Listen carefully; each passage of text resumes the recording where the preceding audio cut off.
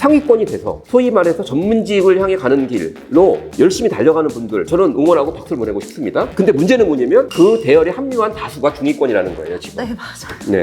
그래서 실제로 다수가 상위권 중심의 무한 경쟁에 뛰어들었다가 네. 어마어마한 상처를 입고 인생의 낙오자가 될 가능성이 매우 높다라는 사실 또한 부정할 수 없습니다.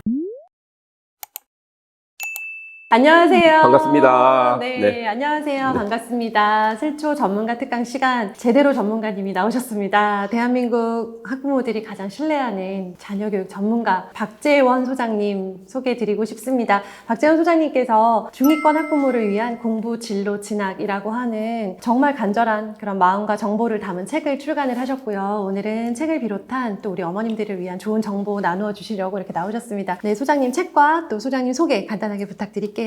네, 제 소개할 때마다 좀 어려운데요. 네. 그냥 저를 많은 사람들이 불렀던 그리고 제가 생각하는 뭐랄까 제 별명이랄까요? 뭐 네. 이런 걸 한번 좀 생각을 해보니까 원조스의 그 스카이캐슬에 나오는 네네네 제가 80년대 중반에 아주 오래전이죠. 네, 강남에서 고액과외를 했는데 네, 그때부터 아마 이제 제가 이 사교육에 대한 경험을 하게 된 것 같아요. 좀 세월이 흘러서 다시 대치동에 다시 진출을 해서 네, 그때는 컨설턴트라는 말을 교육 분야에는 쓰지 않았어요. 네. 네, 근데 결국 이제 지금은 흔히 많이 쓰는데 그렇죠. 소위 학습 진로 입시를 종합적으로 하는 컨설턴트로 해서 그 당시는 이제 대치동 엄마들로부터 박보설이라는 네, 맞아요. 네네네 그런 뭐 이제 별명을 들었던 그런 적이 있던 사람이고요. 지금은 제가 지은 이름인데 네. 저는 학부 대변이라는 말이 제일 좋은 것 같아요.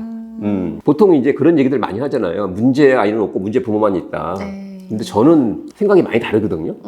문제 아이도 문제 부모도 없고 문제 사회가 문제일 뿐인데 제가 지금 하는 일은 그런 것 같아요. 이 문제 사회로부터 부모 역할을 보호하는 역할 이런 것이 제가 하고 싶은 역할이 아닌가. 실제로 많은 분들이 우리 교육의 문제점들을 얘기를 하죠. 네. 그리고 이것도 문제다 저것도 문제다 불만들 많이 하시는 분들을 많이 하시는데 저도 뭐 거기에 대부분 다 공감을 하고 지지하는 편이지만 저는 부모님들을 만나면 그런 얘기가 되게 한가하게 들리지 않을까 오히려 화가 나지 않을까 이런 생각이 들어요. 왜? 아무리 교육제도가 엉망이고 네. 현실이 문제가 많아도 당장 부모 역할을 멈출 수 없거든요. 그럼요. 네, 계속돼야 되잖아요. 그래서 저는 지금은 뭐 그런 부모 역할을 조금 쉽고 좀 행복하고 네. 거기에다가 조금 욕심을 부린다면 훌륭하게 할 수 있는 길로 안내하는 그런 역할들을 하고 있습니다. 이번에 이제 낸 책은 주로 어머님들의 부모 역할을 돕기 위해서 낸 책이 엄마 마음습관이라는 책부터 시작해서 네. 핀란드 부모혁명 네. 그리고 박재원의 부모효과 부모 학부모 사이 가장 최근에는 이제 대한민국 엄마구학이라는 책에 이어서 6번째 책이에요. 네. 그래서 한번 그 과정을 제가 이제 이렇게 복기를 좀 해보니까 이런 생각이 들더라고요. 기존의 부모 역할에 관한 제 책은 부모, 엄마 중심이었다는 생각이 들어요. 네네. 근데 이번에 이제 중위권을 위한 이 책에서는 초점이 분명히 아이에게로 옮겨간 것이 아닌가. 네. 아이 중심의 부모 역할이라는 좀 새로운 생각들을 좀 하게 되면서 정리가 된 것 같고요. 또 하나는 이제 제가 사실은 한때 대치동에서 잘 나갔는데 지금은 자신감을 많이 잃었어요. 아, 왜요, 소장님? 네네네. 그래서 책을 쓰면서도 이런 거죠. 이 책이 우리 사회에 가치가 있는 걸까? 그리고 부모님들한테 얼마나 도움이 될까? 이런 거에 대한 좀 그 확신을 가질 필요성이 좀 있었어요. 그래서 이제 이전에는 제가 주로 작업을 했다면 이번 책들은 이제 학부모님들과 함께 나눈 이야기들 이런 것들이 좀 많이 들어가 있어서 조금 더 도움이 되지 않을까라는 좀 기대를 가지고 있습니다. 네. 이 책에서 중위권에 딱 집중하셨어요. 네네네. 이유가 뭔가요? 저는 사실 이제 학습법에 아주 큰 혜택을 본 사람이에요. 지금은 진짜 말 그대로 나이 먹었다는 걸 실감하는 게 학창시절에 공부 잘했어 이런 질문도 안 하시더라고요. 워낙 먼 얘기여서 그런지. 근데 이제 고등학교 1학년 때까지 공부를 잘하지 않았어요. 네. 근데 이제 제 스스로 앉아가지고 이런 궁리 저런 궁리 한 거죠. 네. 공부를 열심히 하고 싶은 생각은 없는데 잘하고 싶은 마음이 있었던 그렇죠, 것 같아요. 그렇죠. 네. 그래서 이제 그때 기억을 더듬어 보면 뭐 단어도 영어 단어도 이렇게도 외워보고 저렇게도 외워보고 그러면서 뭔가 길을 찾아갔던 것 같아요. 제 스스로의 이제 성공 경험이 좀 있었죠. 그리고 나서 이제 저는 아주 오래전에 요즘은 이제 뭐 내기반 학습 이런 얘기를 많이 합니다. 네, 그리고 네. 이제 학습과학이라는 용어도 쓰는데 그쪽 분야에 대한 공부를 좀 많이 하면서 제 개인적 경험의 어떤 그 일반화를 위해서 노력을 했어요. 네. 그리고 나서 성공 사례 분석을 꽤 많이 했습니다. 우리나라에서 가장 어렵다는 네. 보통 이제 지금은 이제 사라졌지만 사법시험, 아, 네. 외무고시, 행정고시 합격자들 수기집이 있어요. 예. 책 제목도 재미있습니다. 다시 태어난다 해도 이 길을. 아, 저... 네네 그런 이제 제목의 책이 있는데 거기 있는 사례들을 하나하나 분석을 해보는 거예요. 이 사람의 성공 요인 중에 보편적인 거, 모두에게 적용 가능한 것은 무엇이고 아주 개별적인 요인은 무엇인가 이거를 제가 지금도 그 노트를 갖고 있어요. 한 명 한 명을 다 분석을 해본 거예요. 네. 그러면서 이제 누구든 내가 다 상위권을 만들어줄 수 있겠다라는 자신감을 가졌던 거예요. 근데 이제 그게 언제부터 무너지기 시작했냐면 제가 강남에서 재수학원 원장을 할 때 무너진 것 같아요. 재수학원 서열이 있어요. 네. 저는 이제 그 당시는 이제 제가 비상교육에 소속돼 있었는데 네. 제가 이제 그 재수학원의 프로그램을 다 설계를 했거든요. 거기에 매력을 느껴서 온 상위권 아이들이 일부 있었고요. 네. 그 친구들은 뭐 가만 놔둬도 잘해요. 그렇죠. 근데 이제 대다수 친구들은 뭐 인서울 정도를 목표로 하는 네. 네네 이런 친구들이 많이 있었는데 안 되더라고요, 잘. 그렇게 해도 안 돼요? 네네. 그 아이들 성적을 지금 올리기 위해서 네. 진짜 별짓을 다 했던 것 같아요. 그러셨겠죠. 네, 아침 7시에 네. 별 이벤트를 다 했어요. 뭐 주먹밥부터 시작해서 안 해본 이벤트가 없습니다. 심지어는 현금을 준 적도 있어요. 어떻게든 해보려고. 네, 아이들 분위기 좋게 네. 만들려고. 네. 그리고 나서 거기서부터 이제 문제의식이 생겼던 것 같아요. 이게 뭔가 다른 집단이 있구나. 근데 최근에는 이제 좀 확신이 들었습니다. 그래서 제가 이제 요 비행기 사진을 하나 좀 보여드릴게요. 네. 보시면 이게 전투기가 아니라 전폭기입니다. 폭탄을 투하하는 전폭기인데 보시면 빨간 점이 있죠. 네. 전폭기가 이제 임무를 마치고 다시 이제 귀향을 하면 네. 기체를 검사하는 거예요. 그러면 요 빨간 점에 총구멍이 난 자리입니다. 총 맞은 거군요. 네, 총 맞은 거죠. 그래서 이제 이걸 쭉 이제 나름대로 이제 집계를 하고 이제 분석을 한 거예요. 네네. 그렇게 해서 항공회사에게 요청을 합니다. 이런 부위에 총알 자국이 많으니까 네. 이 부분을 집중적으로 보강을 해라. 그래서 이제 비행기 내구성을 높이자. 네네. 말 되나요, 안 되나요? 되죠? 말 되죠. 네. 근데 어떤 통계학자가 이런 얘기를 합니다. 추락한 비행기는 빠졌다.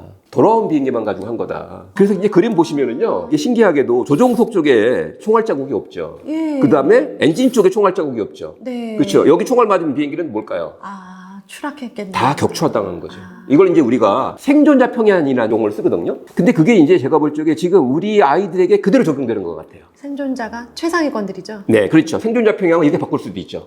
성공 사례 편향으로 바꿀 수 있죠. 그렇죠. 그리고 상위권 편향으로 바꿀 수도 있죠. 네. 얘기를 들으면서 제 생각이 말끔하게 정리가 좀 됐어요. 그동안 내가 정말 큰 실수를 범했구나. 중위권 아이들이 사실은 이제 공부를 어려워하는 이유는 네. 되게 다양한데 그 부분을 제가 놓치고 있었구나 라는 생각을 하게 된 거죠. 그러고 나서부터 제가 이제 성공 사례, 상위권 이런 데는 아예 이제 관심도 이제 두지 않고요. 좀 더 폭넓게 아이들을 이해하기 위한 공부를 많이 했습니다. 네. 이제 그때 저한테 이제 크게 도움을 준 분이 바로 이제 김현수 교수, 우리나라 소아청소년 정신과에서 제가 가장 네. 존경하는 분인데 네네. 공부상처라는 제목의 책을 낸 게 있어요. 여기 보시면 뭐 관계의 상처, 돌봄의 상처, 과잉의 상처, 역할의 상처, 노력의 상처, 평가의 상처, 실행의 상처. 이건 제가 볼 때 학자들의 연구로는 절대 나올 수 없는 얘기인 것 같아요. 아이들이 공부를 하면서 어려워할 때 그 얘기를 들은 사람이 정리한 건데 제가 이제 이걸 활용해서 아이들의 공부 상처 자가 진단지를 만들었어요. 그리고 이 7가지 중에서 보통 4개, 5개를 고르더라고요. 네.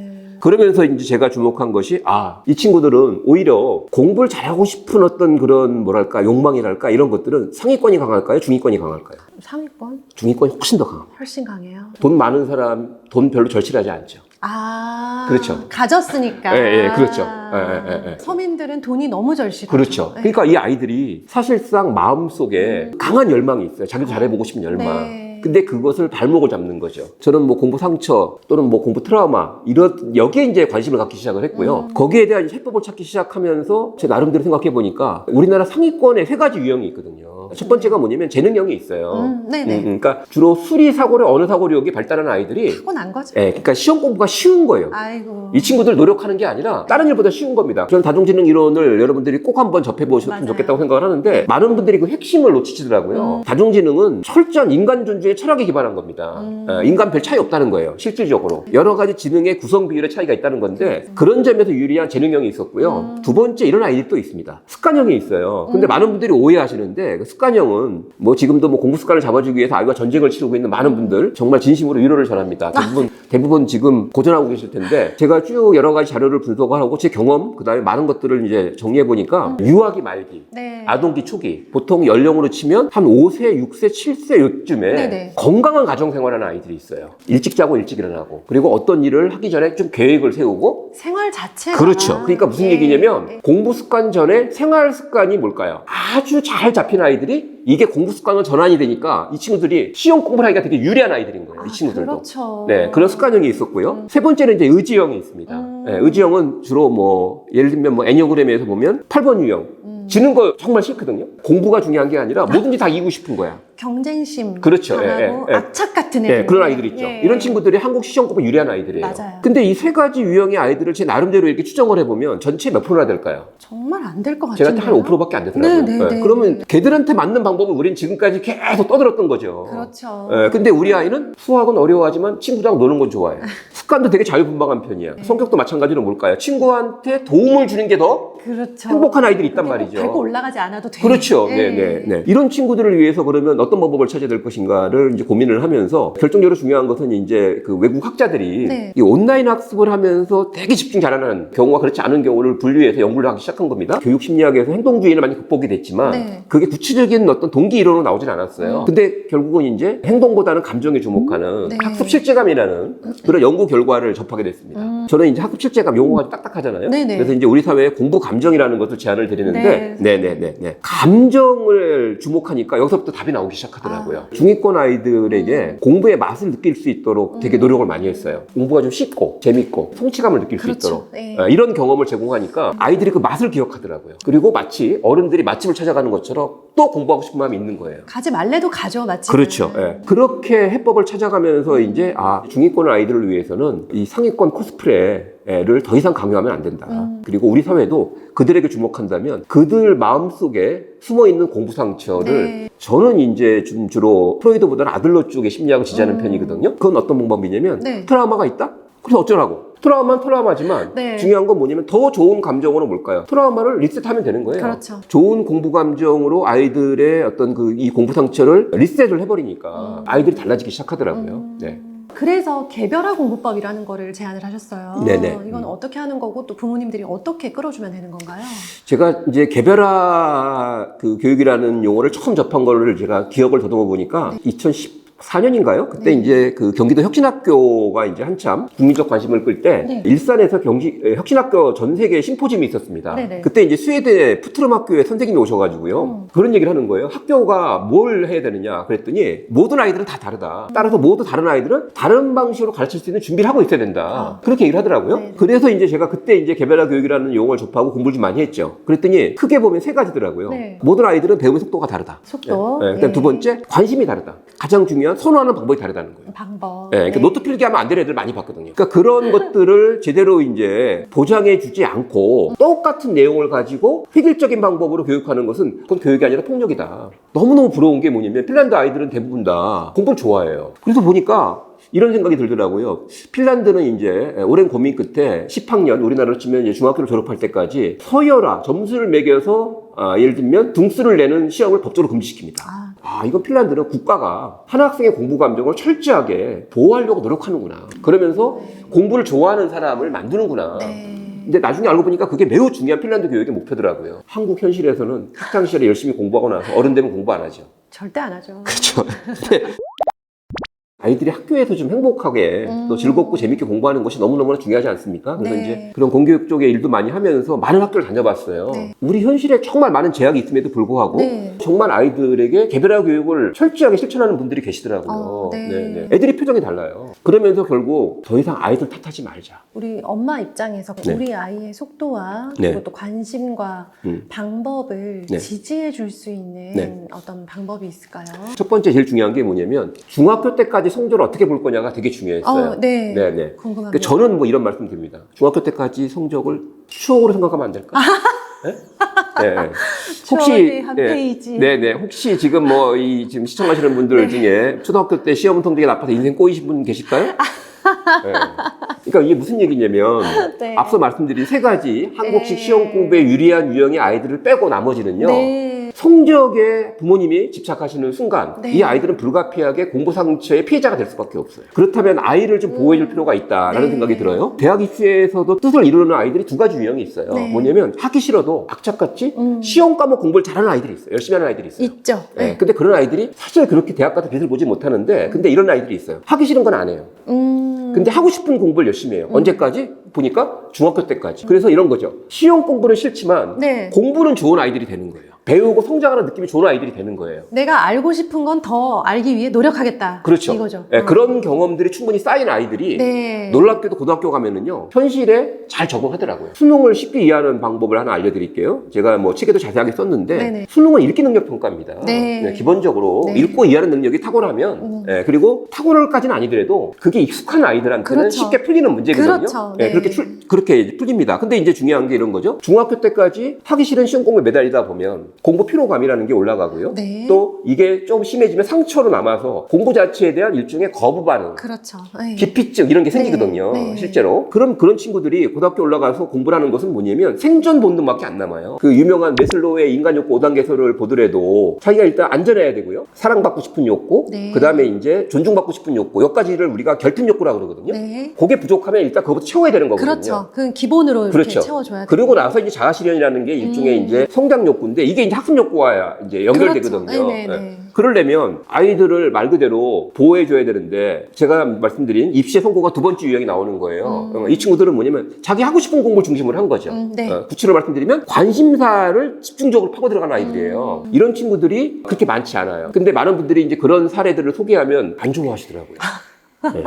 왜냐면 그런 아이들이 얼마나 된다고. 그렇죠. 네. 너무 극단적인 예가 아니냐. 근데 저는 이렇게 말씀드리고 싶습니다. 모든 아이들은 그럴 수 있어요. 근데 어려서부터 이런 얘기를 들은 거죠. 너의 관심은 레고가 아니다. 응? 이제 공룡에서 졸업하고 너의 관심은 국영서여야 한단다. 연산 들어가자. 이제 이렇게 가면서 타고난 어떤 그런 아이들의 어떤 호기심 또 나름대로 자기 재능을 펼칠 수 있는 관심이 제가 볼 때에는 소멸된 것 같아요. 아이가 시험 공부를 즐겁게 열심히 잘해요. 그럼 뭐가 문제가 되겠습니까? 네. 그 길로 가면 돼요. 그렇죠. 네, 근데 그게 안 되는데 계속 그 길로 꾸역꾸역 끌고 가는 것이 상위권 코스프레거든요. 상위권 코스프레라고 하셨는데요. 네. 학습 이후의 단계, 그러니까 진로에 관해서도 네. 중위권들이 상위권 코스프레를 하고 있다라는 생각이 들었어요. 그러니까 네네. 상위권이 갈 수 있는 길이 있고 네. 중위권이 못 간다라는 게 아니라 중위권들이 충분히 행복하게 갈 수 있는 그런 길이 또 있잖아요. 그러니까 이렇게 한번 생각을 해보세요. 남보다 시험 잘 보는 능력이라는 게 결국 입시에서는 결정적으로 중요한 이제 그렇죠. 경쟁력이잖아요. 네, 그죠? 입시에서는. 근데 어떻게 생각하세요? 지금 은경 선생님은 남보다 시험 잘 보는 능력을 버티고 계세요? 근데 저 시험 못 봐요. 네네네. 그러니까 사회에 나오면은요, 네. 남보다 시험 잘 보는 능력은 네. 사실은 의미가 없는 거예요. 그래서 이미 취업 시장은 다 바뀌었습니다. 이제 문제는 여기서 이제 이 대목을 잘 파악하셔야 되는데 뭐냐면 여전히 치열한 경쟁이 남아있는 곳이 있어요. 우리 사회에. 워낙 많은 사람들이 그 직업을 얻기를 원하는 거죠. 전문직이 있죠. 그렇죠. 네, 네. 의사, 변호사. 네. 예, 그 다음에 그 전문직을 이제 지탱하는 구조가 명문대 인기학과겠죠? 네. 그렇죠. 그게 이제 하나의 트라이앵글이에요. 네. 두 번째가 이제 직업의 안정성이 뛰어난 공무원. 네. 그렇죠? 그리고 이제 꿈의 직장이라고 얘기하는 공기업. 네. 요게 남아있는 거예요, 요게. 그러니까 여기는 워낙 치열한 경쟁이 벌어지니까 선발을 할 때, 네. 이 사람 꼭 필요하네? 이렇게 선발하면 난리가 납니다. 예. 뭐 불공정 시비가 걸리고 난리가 나는 거죠, 그렇죠. 대한민국 사회에서. 네. 우수한 사람을 선발하는 방식이 아니에요. 떨어진 사람이 불만을 못 갖도록 하는 선발 방식을 쓸 수밖에 없어요. 최근에 되게 중요한 흐름이 공기업들이요. 공정한 선발을 했는데 막상 뽑아놓고 보니까 이 친구들이 잘하는 것은 남보다 시험 잘 보는 것밖에 없는 거예요. 정말 적합한 사람인지는 알 수 없는 거죠. 그렇죠. 그래서 거기다 이제 변화가 일어나고 있거든요. 상위권에 쉽게 안착할 수 있는 아이들이 대략 5%라고 그랬지 않습니까? 네네. 그러니까 우리 사회의 치열한 경쟁을 뚫고 소수지만 승자가 되지 않으면 얻을 수 없는 직업의 비율은 대략 대기업이 포함됐을 때는요. 네네. 15%까지 됐었어요. 15%. 네. 근데 지금은 대기업이 5대 그룹이 신입사원 정기공채를 전혀 하지 않습니다. 그러니까요. 안 네, 뽑더라고요. 네. 그 왜냐면은요, 이런 네. 겁니다. 실제로 기업에 필요한 인재는요, 네. 학창 시절에 시험을 잘 보는 능력으로 절대 확인할 수 없어요. 제가 듣기로는 신입사원 한 명을 채용하는데 들어가는 비용이 한 1억 정도 든대요. 뽑아놓으면 뭐예요? 1년을 버티지 못하는데. 근데 또 누가 그러더라고요. 네. 안 나간 신입사원이 더 문제래요. 네, 직업 세계에 많은 전문가들이 동의하는 게 있어요. 어떤 관심도 다 직업이 될 수 있는 세상이 됐다라는 겁니다. 자, 그러면 이제 이렇게 한번 정리해 볼까요? 오해하지 마세요. 상위권이 돼서 소위 말해서 전문직을 향해 가는 길로 열심히 달려가는 분들 저는 응원하고 박수를 보내고 싶습니다. 근데 문제는 뭐냐면 그 대열에 합류한 다수가 중위권이라는 거예요, 지금. 네, 맞아요. 네. 그래서 실제로 다수가 상위권 중심의 무한 경쟁에 뛰어들었다가 네. 어마어마한 상처를 입고 인생의 낙오자가 될 가능성이 매우 높다라는 사실 또한 부정할 수 없습니다. 그러면 중위권 아이들이 굳이 불리한 경쟁을 하지 않고 네. 자기 관심 분야를 잘 살려서 고등학교 선택, 대학 선택, 직업 선택을 할 때 주도성을 발휘할 수 있다면 분명히 자기 인생의 주인공이 될 수 있거든요. 제가 이제 책에서 학습, 진로, 진학을 다 다룬 이유가 있습니다. 분명히 우리 사회는 여전히 학벌 사회다. 네. 그리고 치열한 경쟁이 벌어지고 있지만 이건 뭘까요? 일부 지역의 전투예요. IT 쪽에서 그래도 서울대 컴퓨터공학과 그러면 최고의 그럼요. 근데요, 기업에서는 서울대 컴퓨터공학과 출신보다 유명 IT 기업 직업 교육을 받은 사람을 더 선호하는 세상이 됐습니다. 그렇다면 지금 기업들은 어떻게 직원을 뽑느냐? 대부분 다 경력사원 수시 채용을 합니다. 그러니까 일을 시켜본 경험이 필요한 거죠. 네. 이 사람이 실제 직업 세계에 들어와서 어떤 회사에 들어가서 맞아요. 어떻게 일을 했는지 알아야 될 거 아닙니까? 결과물을 원하는 거죠. 그렇죠. 그때 제가 볼 때 학벌은 참고사항일 뿐이거든요. 그렇죠. 예. 네. 그렇다면 이제 이렇게 정의해 볼 수 있어요. 저는 부모님들한테 간절히 말씀드립니다. 고등학교 영재고를 최상위권으로 하는 수직 계열 레트릭이 하나 있는 거고요. 저는 여기에 뛰어들어도 성공을 확신한다. 가시라. 근데 지금 현실은 그 길밖에 없다고 생각하는 많은 분들이 어떻게 보면 아실 수도 있어요. 왜? 이미 초등학교 때부터 공부를 시켜봤잖아요, 아이를. 문제는 대안이 없는 거예요. 그렇죠. 제가 이번에 이제 책 작업을 하면서 나름대로 좀 사명감을 느꼈던 게, 이분들이 대안이 없어서 지금 무한 경기에 끌려 들어가고 있는 것은 아닌가라는 생각을 좀 하게 됐고요. 그러니까 공부 안 하면 뭐 할 거야. 그렇죠. 이거예요. 네. 근데 문제는 관심이라는 게 있다는 거죠. 그래서 저는 이렇게 말씀을 드려요. 실제로 삼성그룹에 가장 빨리 들어갈 수 있는 방법이 뭘까? 삼성그룹은 되게 다양한 분야의 직무를 가지고 있습니다. 그 직무 분야별로 이제 경력사원을 뽑고 있거든요. 네. 그리고 그 직무를 한번 쫙 살펴보는 거예요. 그 중에서 내가 관심 있게 한번 일해볼 수 있는, 그리고 이걸 이제 공부할 수 있는 고등학교나 대학을 선택하는 거죠.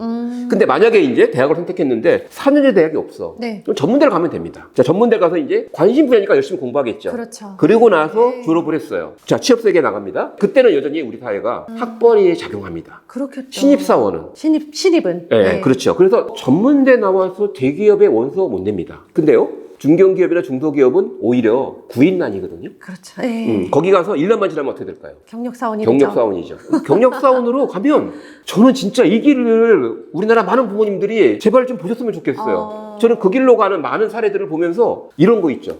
그거 누구한테 알리지 마. 나 너무 좋은데 지금. 예? 1급 정보. 네, 너무 좋은데 왜? 지금 대학 입시도 마찬가지고요. 그 다음에 취업도 마찬가지고 중요한 것은 직업 세계 전체가 아니라 네. 한 5%밖에 남아있지 않은 어떻게 보면 그들만의 리그에서 벌어지는 일들이에요. 네. 근데 여기에 모두가 다 자발적 참여라기보다는 끌려 들어간 거죠. 다른 게 없는 줄 아니까. 그렇죠. 그렇죠. 저는 이게 너무 안타까워요. 네. 그 우리나라 부모님들, 특히나 수험생 자녀를 두신 분들이 3종 세트가 있거든요. 기대됩니다. 네.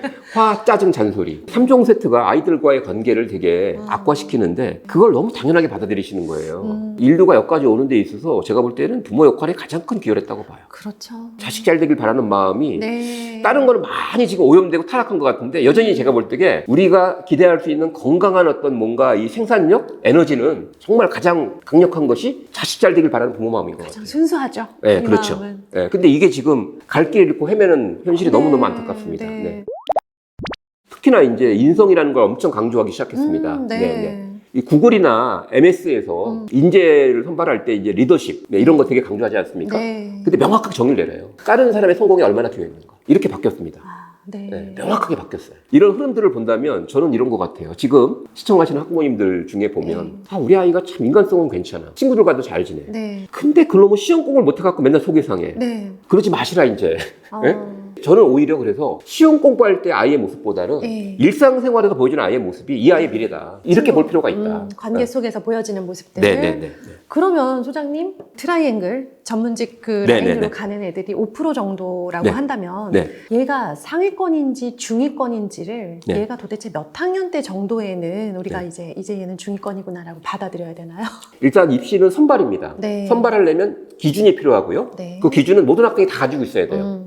네, 그때 우리 사회가 그동안 오랫동안 써왔던 선발 기준은 성적이죠. 예. 첫 번째가 학생부 교과 성적. 네. 그리고 두 번째가 수능 성적. 세 번째가 대학별고사의 논술 성적. 요걸 주로 활용을 했죠. 네네. 네, 그러니까 여기서는 사실은 이건 명확해요. 물론 그 중에서도 이제 시험의 성격이 다릅니다. 네. 학생부 교과와 수능과 논술은 네. 구체로 보면 평가 방식이 다르기 때문에 거기서도 어떤 강점이 있느냐 이것이 때에 따라 잘 드러날 수도 있고 안 드러날 수도 있어요. 네. 근데 일단 기본적으로 본다면 교과 성적을 잘 받는 친구들은 일단 제가 볼 적에는 중학교 때부터 두각을 드러내죠. 중학교. 네, 중학교 때부터. 네. 그래서 그런 친구들은 굳이 제가 볼 적에 어려운 공부하기보다는 학교 생활을 성실하게 하는 것을 자신의 주무기로 삼아서 교과 전형을 집중적으로 노력하는 것이 고등학교 진학해서도요. 네. 가장 유리합니다. 물론 거기에 이제 현실적인 뭐 수시 전략으로 그런 친구들은 당연히 특목고나 자사고보다는 일반 고등학교를 가서 자신의 장점을 살리는 쪽에 선택을 해야죠. 네. 그러니까 이런 것들은 이제 명확한 거예요. 네, 근데 우리 아이는 시험 공부는 대충 하는데 책 읽기 좋아하고 이런 친구들은 제가 볼 적에는 고등학교 올라가서 학생부 교과보다는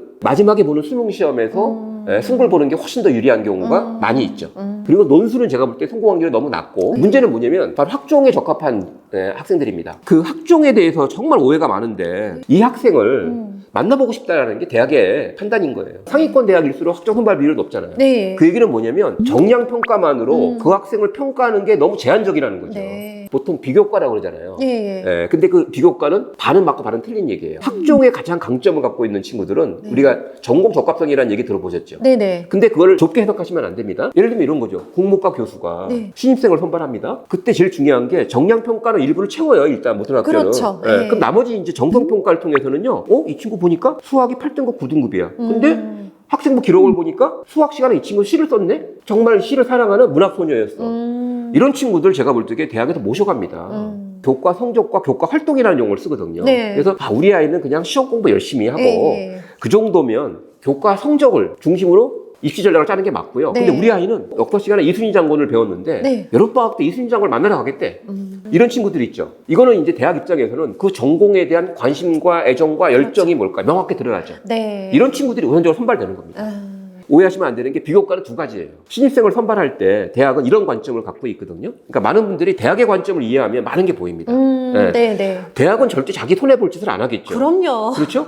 대학은 신입생을 선발해서 하나의 공동체를 구성하는 거잖아요. 수험생 개인이나 부모님은 그런 관점을 갖기는 어렵지만 한번 대학의 관점에서 한번 생각해 보세요. 예를 들면 어떤 친구가 리더십이 탁월해. 네. 이런 친구가 몇 명 들어오면 뭘까요? 좋죠. 그냥 공동체가 살죠. 그럼요. 두 번째, 봉사활동을 되게 중요하게 보는 것도 많은 공동체에 대한 이 친구의 공동체 역량을 보겠다는 거거든요. 네. 그렇게 구분되는 거거든요. 우리 아이가 과연 상위권 대학의 어떤 합격할 가능성 이런 것들을 좀 미리 가늠하고 네. 부족한 걸 좀 채워주고 싶고 좀 더 확률이 높은 쪽에 뭔가 길이 있다면 그쪽으로 빨리빨리 예. 안내하고 싶은 게 부모 마음이잖아요. 네, 그죠? 맞아요. 그때 제일 먼저 중요하게 봐야 될 게 이겁니다. 정량평가에 적합한 아이인지 정성평가에 적합한 아이인지를 판단을 잘해야 돼요. 한마디로 시험에 유리한 아이인지. 네. 그리고 그때 정말 너무너무 중요한 게 있습니다. 수학이에요.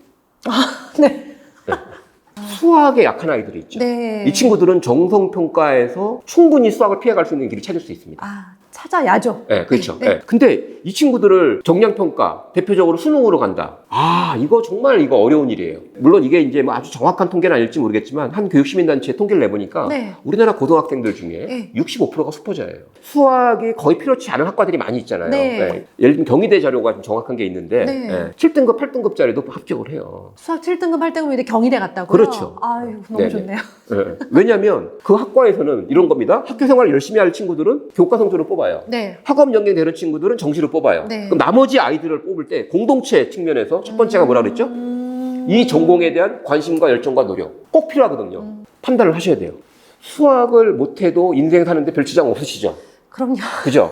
네. 대학 가는데도 지장 없을 수 있다. 근데 거기에 대한 정확한 이해가 필요한 겁니다. 그래서 네. 제가 말씀드리지만 중위권 부모님들이 조금 관심을 가지시고 네. 우리 아이가 주도성을 발휘해서 주인공으로 학창시절을 보낼 수 있는 길이 있거든요. 제가 찾아보니까 있더라는 거예요. 네. 그 길을 좀 보시고 그 길로 함께 가시는 게 정말 좋겠다라는 말씀을 간곡히 말씀을 드립니다. 어떻게 생각하면 비현실적인 얘기 아니야? 중위권이건 상위권은 상관없이 무조건 학창 시절에 일단 성적을 얻기 위해서 달려야 되는 거 아니야? 네. 라고 생각하시는 분들 계실 텐데요. 네. 그런 어머님들께 우리 소장님께서 말씀 부탁드릴게요. 어떤 판단 기준을 적용하느냐가 되게 중요한 것 같은데 네. 그 한국교육개발원에서도요 학부모 문화를 연구한 적이 있습니다. 문화요. 네, 네. 무슨 얘기냐면 사실은 우리가 어떤 사회의 구성원으로 살아가면서 태어나서 개인이 모든 걸 다 배우고 판단하고 선택할 수는 없어요. 네. 어떤 지배적 문화가 있죠. 네네. 근데 그 문화를 이제 찾아보니까 4가지 정도가 나오는 거예요. 첫 번째가 사교육 지향성. 그러니까 이 얘기는 뭐냐면 학교 공부 열심히 해봐 좋은 데 못 간다. 사교육을 많이 시켜야 된다. 네. 두 번째가 엄마 주도성. 네. 네, 아이가 뭘 알아? 엄마가 시키는 대로 해야지. 그렇죠. 네, 네. 세 번째가 성적 지향성. 네. 네, 꿈은 나중에 꾸면 안 되겠니? 일단 성적부터. 네, 나중에 취미생활로 하면 안 되겠니? 네, 이런 이제. 그다음 네 번째가 정보 의존성. 부모가 정보력이 약하면 아이가 불이익을 당할 거다. 이런 지배적 문화가 네. 부모님들을 제가 볼 때 옴짝달싹 못하게 지금 구속하고 있는 것 같아요. 네. 그래서 이제 보면 이런 거죠. 아이를 잘 관리하는 부모가 마치 가장 성공적이고 지혜로운 부모처럼 알려져 있죠. 부모의 성공으로 느껴져요. 그렇죠. 네. 근데 저는 이 관리라는 말이 너무 좀 거슬리거든요. 아, 네. 아이에 대한 정보를 수집하고 많이 노력하고 경제력과 정보력을 투입해서 관리할 관리형이 있고요. 네. 그 다음에 방임형이 있잖아요. 또 이렇게 네. 어떻게 보면 알아서 하도록. 네, 알아서 하도록. 근데 저는 이것도 제가 볼 때는 중요한 기준은 아닌 것 같아요. 결국은 이제 문제는 어떤 거냐면 이게 부모 중심이냐 아이 중심이냐. 저는 이렇게 봐야지만. 중심이 누구한테 예, 있느냐. 예, 예. 그렇죠. 그래서 저는 협력형 모델을 새롭게 제안합니다. 제가 네. 이 책에서 제안하는 게 바로 네. 이거거든요. 부모 역할은 네. 아이가 정하는 거다라는 새로운 제안을 우리 사회에 제가 던졌거든요. 세상이 빠르게 바뀌는 격변기. 네. 이때는요, 나이 많이 먹은 사람이 문제가 돼요. 그렇지 않습니까? 그럼요. 흔히 얘기하는 꼰대 얘기대로 하면 젊은 사람들은 뭘까요? 갈 길을 잃게 돼 있어요. 네. 그 다음에 두 번째, 더 중요한 게 있습니다. 핵가족이잖아요. 네. 지금 너무너무 안타깝게 많은 핵가족이 무너지고 있거든요. 앞서 말씀드린 3종 세트. 네. 화, 짜증, 잔소리에 상처 입고 부모님과 멀어집니다. 친구는 안 보면 되지만 몇 명 안 되는 핵가족 사이에 거리감이 생긴다면 이건 너무너무 치명적이거든요. 서로한테 영향을 너무 많이 미쳐요. 그렇죠. 네. 그랬을 적에 중요한 것은 아이 비율 맞추라 아니면 아이를 무작정 기다려라 이런 것이 아니라 아이가 중심이 돼서 자기 인생을 살아갈 수 있도록 해야 된다. 네. 또 문제가 있죠. 아이가 하나나 둘밖에 없으니까 대부분 다 과잉이거든요, 지금. 맞아요. 네, 아이들이 너무너무 약해지고 있어요. 다 해주죠. 그렇죠. 그러니까 주도권을 아이한테 넘겨주고 아이가 스스로 뭔가 선택할 수 있는 기회를 주는데 네. 그때 정말 중요한 게 있습니다. 제가 자료를 하나 보여드릴까요? 네. 되게 중요한 메타 연구인데요. 부모의 학업 성취 압력. 네. 압력 뭐냐면 부모님이 나에 대해 관심을 갖는 부분은 학교 성적이다.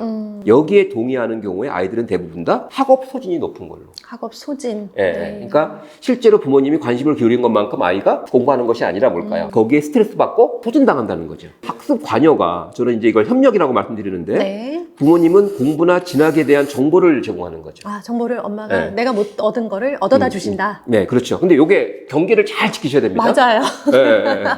저는 대치동에서 지금도 인상에 남는 어머님 모습이 또렷하게 기억나요. 상담실에 되게 조심스럽게 들어오셨어요. 네. 그러면서 메모지를 저한테 주시더라고요. 네. 보니까 아이가 쓴 거예요. 고등학교 3학년 학생인데 네. 자기가 궁금한 입시 정보를 메모를 해갖고 엄마가 들고 온 거예요. 자기가 시간이 없으니까 엄마가 가서 좀 물어봐 달라고. 아, 이런 게 있다는데. 네네네. 그래서 제가 그분하고 한 2-3시간 자세하게 설명을 해드린 적이 있습니다. 네. 예. 이게 정상이에요. 참 멋지네요. 그렇죠? 네, 그렇죠. 입시 정보가 얼마나 지금 문제가 있는지 아세요? 어머님들이 입시 전문가입니다. 아, 네. 근데요, 중요한 게 그 어머님 아들은 그 전략대로 안 하는 거 아세요? 정성평가로 충분히 자기 관심을 잘 발전시키면 대학에도 모셔갈 아이인데 네. 부모님은 그 부분을 빼고 뭘까요? 오로지 평가. 네, 성적으로만 몰아가는 경우도 있고요. 이게 지금 이 미스매치가 너무 심하거든요. 네. 네. 근데 두 번째가 이제 부모님은 내가 세운 공부 계획을 존중해 주신다. 네. 그러니까 아이들 학습 방식을 존중한다. 그러니까 이런 식의 부모 역할하는 정보를 제공해주고 존중해줬을 때. 네, 그때는 뭘까요? 학업 소진이 낮아지는 걸로. 피로도 스트레스가 낮아진다. 그렇죠. 네. 부모 역할은 정말 아이가 정한다. 결국 부모가 부모의 경제력과 정보력이 승부가 나는 건 아니거든요.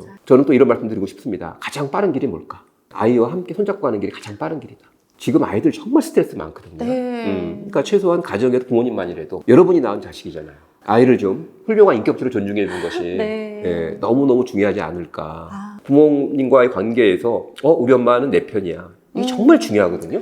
우리 가족은 원팀이야. 이런 마음이 생길 때 그때가 뭘까요? 제대로 준비돼서 부모가 학원도 보내고요. 그때 부모님의 노력이 적극적으로 아이에게 전달이 되면 그때 가서 충분히 가능하고요. 무슨 잘못이 있겠습니까? 대한민국의 부모님들이 너무 훌륭하고 어려운 일들 하시는데 좋은 이웃들, 훌륭한 이웃이 있잖아요, 그죠? 네. 네, 은경생 같은 네네네. 좋은 이웃들, 따뜻한 이야기들 이런 얘기들을 좀 많이 들으시고요. 늘 말씀드리지만 이웃은 사랑하되 역침하지만 조심해야 되고. 아, 조심해야죠. 네네. 지금 내 부모의 진심이 과연 이게 진심인지 아니면 사교육 소비 심리인지 이런 것들에 대해서 한 번쯤은 멈춰서서 성찰할 수 있는 시간 그런 여유도 좀 꼭 가지셨으면 좋겠다는 말씀을 드립니다. 네. 네. 아이를 공부시켜 보신 어머님, 특히나 사춘기에 접어들어서 지금 너무 힘들다 하시는 어머님들은 지금 소장님 말씀 한 말씀 한 말씀이 다 와닿으실 것 같아요. 저랑 비슷하시지 않을까라는 생각을 했습니다. 소장님 오늘 나와주셔서 진짜 감사드리고요. 이 책 중위권 학부모를 위한 공부 진로 진학 책이요. 저희 카페에서 증정 이벤트 진행하고 있고요. 가셔서 신청도 하시고 주변의 도서관에 다 신청해 주세요. 예, 그래서 모르던 분도 오셔서 이 책을 보실 수 있도록 해주시고요. 필요하신 분들은 구입하셔가지고 줄치면서 읽으셨으면 좋겠습니다. 잘하고 싶은데 잘 안 되는 우리 중위권인 것 같다라는 생각이 드신 어머님들은 필독서입니다. 아시겠죠? 네, 소장님 오늘 감사드립니다. 네. 은경TV 정말 우리나라 엄마들 부모 역할이 쉽고 행복하고 네. 훌륭할 수 있도록 네. 앞으로도 많은 역할 해주시라고 믿습니다. 네, 오늘 나와주셔서 진심으로 감사드립니다. 감사합니다.